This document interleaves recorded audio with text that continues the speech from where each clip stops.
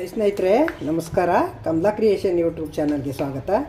ಈಗ ನಾನೊಂದು ವಿಡಿಯೋನ ಜೊತೆಗೆ ಬಂದಿದ್ದೀನಿ. ಬನ್ನಿ ಏನು ನೋಡೋಣ, ಏನು ಅಂತ ತೋರಿಸ್ಕೊಡ್ತೀನಿ. ನಾನು ಪಪ್ಪಾಯ ಹಣ್ಣು, ಬಾಳೆಹಣ್ಣು, ಸೇಬಿನ ಹಣ್ಣು, ಆಪಲ್ ಇಷ್ಟು 3 ಥರದ ಹಣ್ಣು ಹಾಕಿ ಬೆಲ್ಲ ಹಾಕಿ ಇವತ್ತು ಗಸ್ಟರ್ಡ್ ಪೌಡ್ರ್ ಹಾಕಿ ಫ್ರೂಟ್ ಸಲಾಡ್ ಮಾಡಿದ್ದೀನಿ.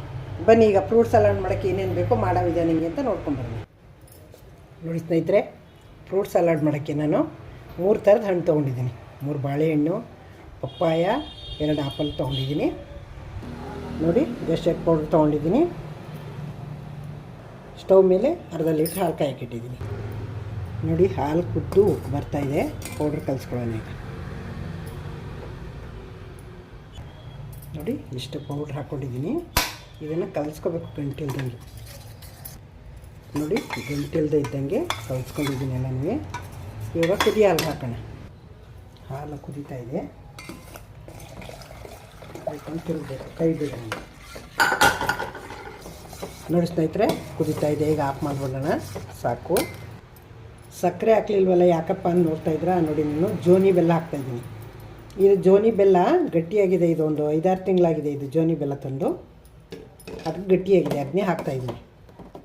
ನಾವು ಸಕ್ಕರೆ ಸ್ವಲ್ಪ ಕಡಿಮೆನೇ ಬಳಸೋದು, ಬೆಲ್ಲನೇ ಜಾಸ್ತಿ. ಅದಕ್ಕೆ ನಾನು ಜೋನಿ ಬೆಲ್ಲ ಹಾಕಿದ್ದೀನಿ. ಕರಗ್ಕೋತದ ಅದು ಬಿಸಿನಲ್ಲಿ. ಕಳಿಸ್ತಾ ಎಷ್ಟು ಗಟ್ಟಿಯಾಗಿದೆ. ಈಗ ಬೆಲ್ಲ ಹಾಕಿರೋದು ಎಲ್ಲ ಕರಗಿದೆ. ಈಗ ಹಣ್ಣು ಹಾಕೋಣ. ನೋಡಿ ಆಪಲ್ಲು, ಇದು ಬಾಳೆಹಣ್ಣು, ಇದು ಪಪ್ಪಾಯ ಹಣ್ಣು. ಇಷ್ಟು ಹಾಕಿ ಮಿಕ್ಸ್ ಮಾಡೋಣ. ನೋಡಿ ಈ ಥರ ಎಲ್ಲ ಮಿಕ್ಸ್ ಮಾಡೋದು. ನೋಡಿ ಮಿಕ್ಸ್ ಮಾಡಾಗಿದೆ. ಫ್ರಿಡ್ಜ್ಗೆ ಇಟ್ಬಿಡೋಣ. ಈಗ ತುಂಬ ತಣ್ಣಗಿದ್ರೆ ತುಂಬ ಚೆನ್ನಾಗಿರ್ತದೆ ತಿನ್ನೋಕ್ಕೆ. ಇಟ್ಬಿಡೋಣ, ಹಿಂಗೆ ಹಾಕಿ ಇಟ್ಬಿಡೋಣ. ಒಂದು ಪ್ಲೇಟ್ ನೋಡಿ ಸ್ನೇಹಿತರೆ, ಫ್ರೂಟ್ ಸಲಾಡು ಫ್ರಿಡ್ಜ್ಗೆ ಇಟ್ಟಿದ್ನಲ್ಲ, ಎಷ್ಟು ತಣ್ಣಗಾಗಿದೆ, ಎಷ್ಟು ಗಟ್ಟಿಗಿದೆ ನೋಡಿ. ಇದು ಸ್ವಲ್ಪ ಯಾಕೆ ಕೆಂಪಗಿದೆ ಅಂದರೆ ಬೆಲ್ಲ ಹಾಕಿದ್ದೀನಲ್ಲ, ಆರ್ಗ್ಯಾನಿಕ್ ಬೆಲ್ಲ, ಅದಕ್ಕೆ ಹಿಂಗಿದೆ. ಈಗ ಸರ್ವ್ ಮಾಡ್ತೀನಿ.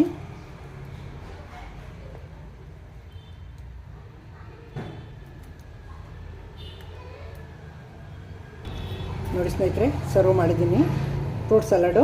ನೋಡಿದ್ರಿ ಅಲ್ವಾ ಏನೇನು ಹಾಕಿ ಮಾಡ್ಬೋದು, ಹೆಂಗೆ ಮಾಡೋದು ಅಂತ. ಇಷ್ಟ ಆಯ್ತಲ್ವ? ಹೊಸಬರು ನೋಡ್ತಾಯಿದ್ರೆ ದಯವಿಟ್ಟು ನನ್ನ ಚಾನಲ್ಗೆ ಸಬ್ಸ್ಕ್ರೈಬ್ ನೋಡಿ. ಹಳಬರಿಗೆ ವಿಡಿಯೋ ಇಷ್ಟ ಆಗಿದ್ರೆ ಲೈಕ್ ಮಾಡಿ, ಶೇರ್ ಮಾಡಿ, ಕಮೆಂಟ್ ಮಾಡಿ, ಸಬ್ಸ್ಕ್ರೈಬ್ ಆಗೋದು ಮರಿಬೇಡಿ. ಸಪೋರ್ಟ್ ಮಾಡ್ತಾಯಿರಿ. ಹೀಗೆಯೇ ಕಮೆಂಟ್ ಹಾಕಿ, ನಿಮ್ಮ ಕಮೆಂಟ್ಗೋಸ್ಕರ ಕಾಯ್ತಾ ಇರ್ತೀನಿ. ಇಷ್ಟೋ ತನಕ ನನ್ನ ವಿಡಿಯೋ ನೋಡೋದಕ್ಕೆ ಧನ್ಯವಾದಗಳು. ಸೂಪರ್ ವಿಡಿಯೋ ತೊಗೊಬರ್ತೀನಿ ಇನ್ನೊಂದು.